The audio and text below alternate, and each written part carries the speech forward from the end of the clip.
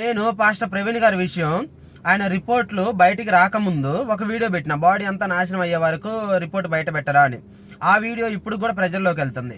అయితే ఒకడు ఆ వీడియో చూసి బ్యాడ్ కామెంట్ పెట్టిండు. వాడెవడు నార్మల్ పర్సన్ అయితే పర్లేదు, ఎవడు పోలీస్ అంట, బ్యాక్ సైడ్ పోలీస్ అని ఉంది, నార్మల్ డ్రెస్ లో ఉండు, ఇది వాడిది సందీప్ కుమార్ అంట.